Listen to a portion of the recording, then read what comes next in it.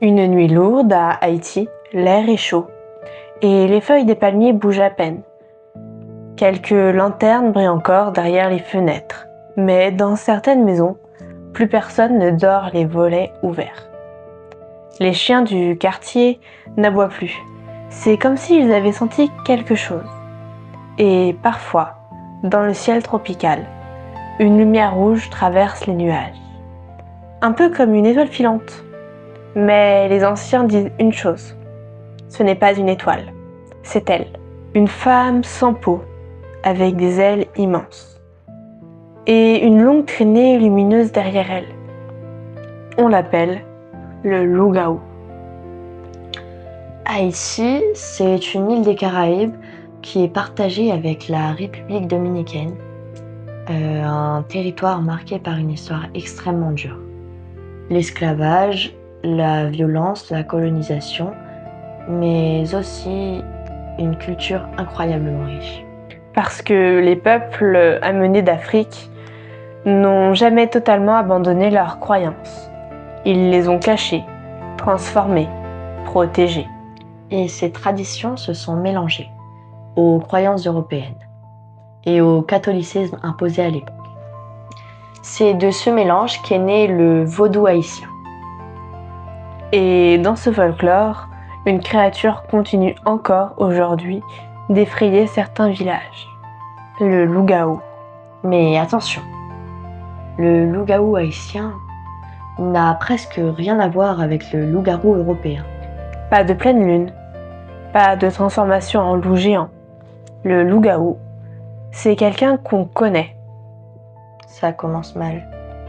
Ouais, ça peut être une vieille femme du quartier. Ah oui, tu vois la Gertrude. Oui, Pardon. un peu avec sa silhouette familière. C'est quelqu'un qu'on croise tous les jours et dont personne ne se méfie. Et la nuit? La nuit?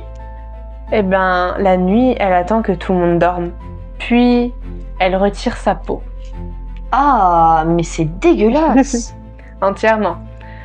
Elle retire doucement sa peau et la dépose soigneusement, parfois même au frais, pour pas qu'elle ne sèche. Sans sa peau, la transformation commence. Attends, mais imagine, déjà enlever mes lunettes, ça me fatigue. Alors imagine retirer toute ta peau. Mais je veux pas imaginer, non merci. Des ailes poussent dans son dos. Des flammes s'échappent de ses bras. Puis elle s'envole, laissant derrière elle une traînée lumineuse. Un peu comme une comète dans le ciel.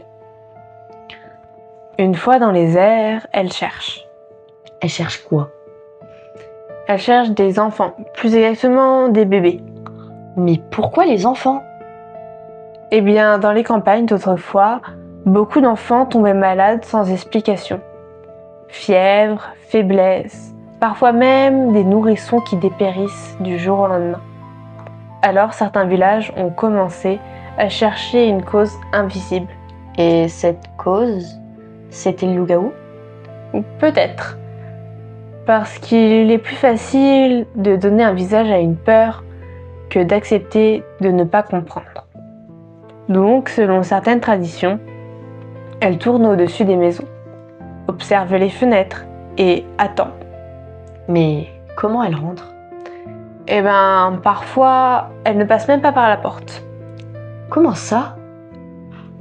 Dans plusieurs récits, le loup-garou peut devenir un simple cancrelat et ramper jusqu'à la chambre des enfants. Attends, un cafard? Oui. Rapide, presque invisible dans le noir. Donc maintenant, avoir peur des cafards. C'est déjà le cas. Arrête. Donc bienvenue dans le folklore haïtien. Et selon certains récits, la mère donnerait parfois même son accord, sans vraiment le savoir.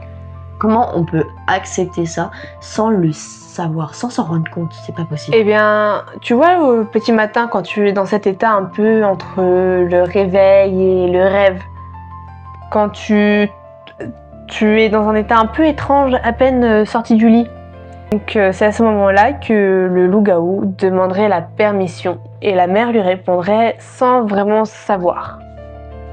Tout s'explique. Et le plus impressionnant, c'est que cette croyance existe encore aujourd'hui, figurez-vous. Dans certains quartiers haïtiens, tout le monde connaît une personne soupçonnée d'être un loup-garou. Quelqu'un qu'on évite, quelqu'un dont on parle à voix basse. Comme Gertrude.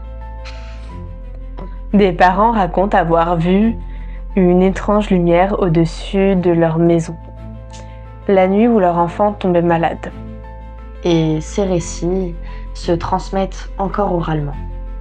Pas dans des livres, mais autour d'un arbre, le soir en communauté. Et ça commence toujours pareil. Cric, Crac, c'est l'appel du conteur haïtien. La manière d'annoncer qu'une histoire va commencer. Et personne ne refuse d'écouter. Mais dans certains villages, on ne reste pas sans défense. Certaines familles plantent encore des cèdres autour des maisons. Et d'autres préparent des bains aux herbes pour protéger les enfants. Et selon plusieurs récits, si quelqu'un retrouve la peau abandonnée d'un loup-garou, il suffit d'y jeter du sel. Parce que sans sa peau, elle ne peut pas redevenir humaine. Mais il y a une chose étrange. Pourquoi le loup-garou est presque toujours décrit comme étant une femme? Eh bien, parce que dans beaucoup de cultures, les femmes différentes ont longtemps inquiété. La vieille femme qui vit seule, la guérisseuse, celle qui connaît les plantes, ou simplement celle qu'on ne comprend pas. Comme les accusations de sorcellerie en Europe. Oui, parce que quand une société a peur, elle finit souvent par transformer quelqu'un en monstre. Mais cette légende est bien plus ancienne qu'on ne le pense. Avant même l'arrivée des Européens, les Taïnos et les Arawaks parlaient déjà de créatures nocturnes. Dans certaines traditions, on retrouve notamment le nom de Sigoab, une créature associée aux yeux brillants dans la nuit. Puis les Européens arrivent, avec leur propre monstre, le loup-garou. Et les légendes finissent par se mélanger. Un nom français, une âme africaine et arawak sur une île haïtienne. Et de ce mélange est né le loup-garou. Mais parfois, les légendes deviennent dangereuses. Le 18 mars 2016, dans la commune de Cabaret en Haïti, 3 femmes, sourdes et muettes, ont été lynchées à mort. Pourquoi ? Tout simplement parce qu'elles étaient accusées d'être elles-mêmes des loups-garous. Ce n'est pas une histoire ancienne, c'était en 2016. Comme dans beaucoup de cultures, la peur finit souvent par désigner un responsable. Les personnes isolées, différentes, vulnérables. Et en Haïti, on entend encore parfois une phrase en créole. Si vous sautiez la nuit, loup-garou a mangé. Si tu sors la nuit, le loup-garou va te dévorer. Franchement, si je vois la lumière rouge dans le ciel, je ferme tous les volets. Et moi, je te laisse les ouvrir pour que tu ailles vérifier. Ah super la solidarité. Écoute, c'est comme ça me fera plus de dessert. D'accord. Alors le loup-garou, c'est quoi exactement? Une légende?